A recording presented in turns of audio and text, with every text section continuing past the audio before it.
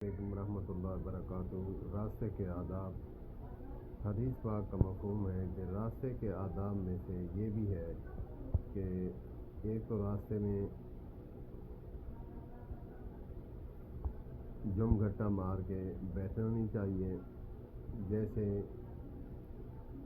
دیہاتوں میں بیٹھتے ہیں یا پھر چوک چوراہوں میں ٹاؤن وغیرہ میں بیٹھتے ہیں۔ ان میں یہ بھی آتا ہے کہ شاپ پر عورتیں آتی ہیں تو شاپ پر بھی باہر یہاں نہیں بیٹھنا چاہیے، اور دکاندار کو بھی چاہیے کہ وہ باقی عوام الناس میں سے جیسے لوگوں کے ساتھ خوش گپیاں مارتے رہتے ہیں تو وہاں بھی جانے سے عورتیں گھبراتی ہیں، شرم محسوس کرتی ہیں، تو یہ بھی اس میں سے ہے، آداب میں سے ہے۔ تو اسی لیے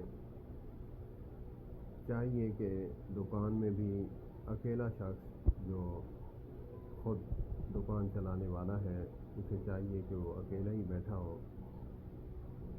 بچہ بھی آنے سے ڈرتا ہے، حجب محسوس کرتا ہے، اور باقی عورتیں بھی حجب محسوس کرتی ہیں، تو اسی لیے اسے چاہیے کہ وہ اکیلا بیٹھے۔ اور جیسے ٹاؤن کا چوک ہوتا ہے تو وہاں پہ بھی چاہیے کہ لڑکے، جوان لڑکے یا پھر کوئی بھی، اس کو بھی نہیں بیٹھنا چاہیے۔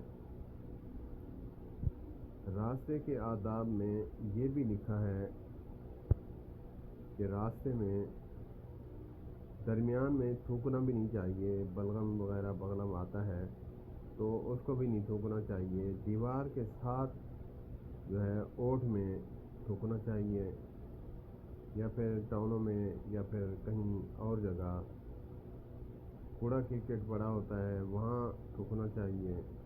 کوشش یہ کرنی چاہیے کہ راستے کے آداب کو خاطر منحوس رکھتے ہوئے ان چیزوں کا خیال رکھا جائے۔